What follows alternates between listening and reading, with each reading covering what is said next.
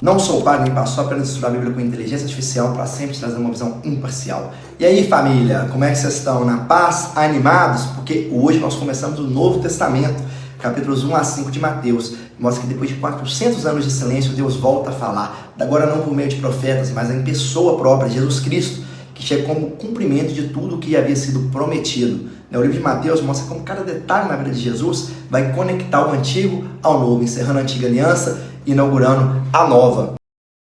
E a gente tem no capítulo 1, Mateus apresentando toda a genealogia de Jesus. Se você gosta mais dessa parte histórica, vale você ler com calma, porque ele mostra tudo, ligando a Davi, mais antigamente a Abraão, mostra ali certinha a genealogia, mostrando que ele é o Messias prometido, de forma histórica. E depois relata o nascimento. Fala que Maria concebeu pelo Espírito Santo. E José, o marido dela, descobrir, pensou em deixá-la de forma discreta. Falou, minha mulher apareceu grávida aqui, não foi eu, foi antes, ela era virgem. E aí um anjo aparece para José e explica que aquele menino era do próprio Deus. Ele deveria ser chamado de Jesus, porque ele salvaria o povo dos pecados. Ali José, obviamente, obedece, e assim se cumpre a profecia de Isaías, que falava, a virgem conceberá e dará à luz a um filho, chamado Emanuel, o Deus conosco. O que Isaías tinha falado lá atrás estava se cumprindo.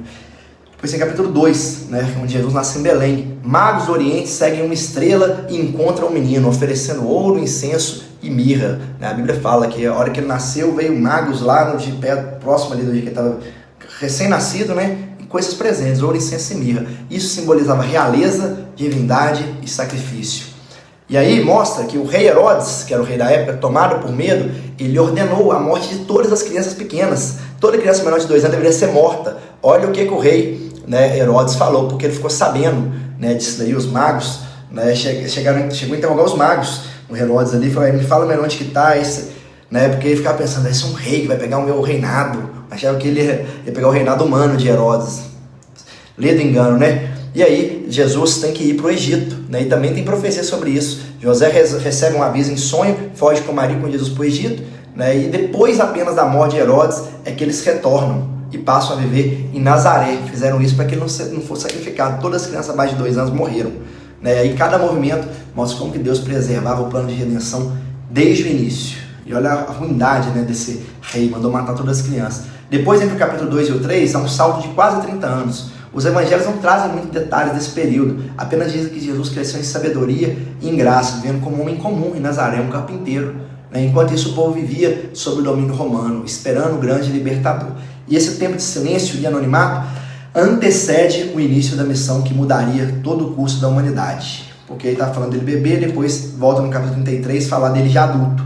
Mas antes fala de João Batista. Capítulo 3 parece João Batista pregando no deserto da Judeia, chamando o povo ao arrependimento e batizando as pessoas no Jordão. Ele é o cumprimento da profecia de Isaías também. No livro de Isaías falava, voz do que clama no deserto, vai e prepara o caminho para o Senhor.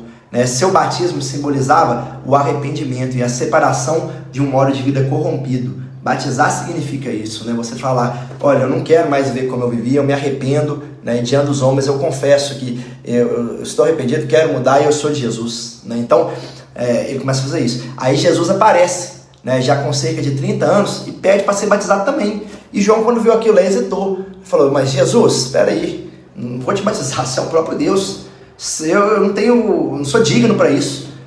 João hesita, mas Jesus diz que é necessário para que se cumpra toda a justiça. E a gente já tem ali um grande elemento, que o próprio Jesus, ele não foi batizado bebê, não tem nenhum caso de bebê batizado na Bíblia. E o próprio Jesus, com 30 anos, ao ser batizado, ele falou que tinha que ser para se cumprir. Ele não aceitou não ser. Cada um pega a visão aí. Se não é batizado, o que está escrito na Bíblia? Você pode tomar a decisão que você quiser, mas na Bíblia está escrito isso. São nas passagens fortes sobre batismo. E aí Jesus foi ser batizado. E ao sair da água, o Espírito Santo desceu em forma de pomba. E o Pai declara do céu, este é o meu Filho amado. Vem uma voz do céu, fala, este é o meu Filho amado, em quem me agrado. E esse é o início do ministério público de Cristo. Só depois de batizado é que ele começou o seu ministério. A confirmação visível da presença do Pai, do Filho e do Espírito Santo nele. Depois daquele momento que abriu-se todo o mundo espiritual ali dele.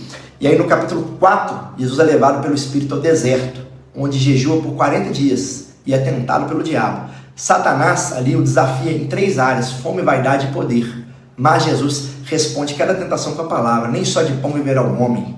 Não tentarás o Senhor teu Deus. Ao Senhor teu Deus adorará, só a Ele servirá. Ele vai resistindo ao diabo. E depois de vencer a tentação, Jesus retoma a Galileia e começa a pregar: arrependam-se, porque o reino dos céus está próximo. E à beira do mar, ele encontra Pedro e André, depois Tiago e João, e ali ele vai começando a chamar os seus discípulos. Fala: sigam-me e tornem-se pescadores de homens e não mais de peixes. E eles deixam tudo e o seguem. E a partir dali, Jesus percorre todas as regiões, ensinando nas sinagogas, curando enfermos, libertando pessoas oprimidas, e multidões iam começando a segui-los, vindas de todas as partes.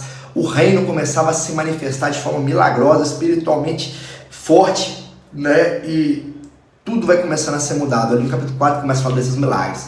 Depois do capítulo 5, né, onde Jesus sobe ao monte e ensina as multidões, é o famoso Sermão do Monte, onde ele revela os princípios do reino de Deus. Começa com as bem-aventuranças, fala os humildes de espírito, os que choram, os mansos, os misericordiosos, os puros de coração, aqueles que têm fome, aqueles que têm sede de justiça.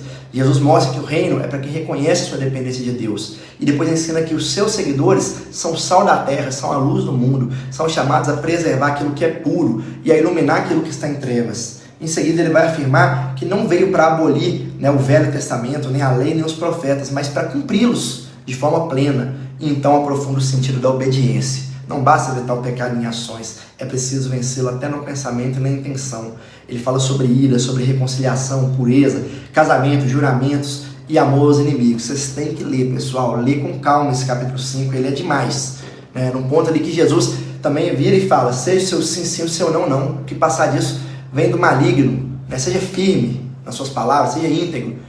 E também ensina a não revidar o mal, a oferecer a outra face, a amar os inimigos. É muito profundo esse capítulo 5. E termina com o chamado à maturidade espiritual. Fala: sede perfeitos como perfeito é o vosso Pai que está nos céus. Não se trata de perfeição humana, mas de integridade, de coerência entre o que se crê e o que se vive.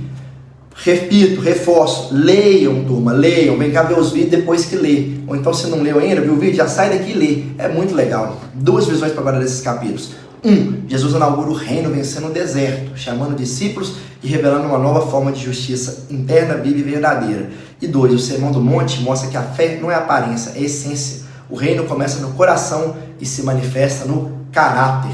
Por fim, eu quero somente lhe agradecer hoje. Obrigado, Senhor, por tudo. Obrigado por esse dia. Obrigado porque o Senhor é perfeito, santo. Obrigado por essas pessoas que estão aqui acompanhando esses vídeos, procurando saber mais do Senhor. Abençoa a nossa vida, eu te peço, em nome de Jesus. Amém? Amanhã continuamos Mateus de 6 a 10. Deixe seu comentário, compartilha e que Deus te abençoe de forma grandiosa.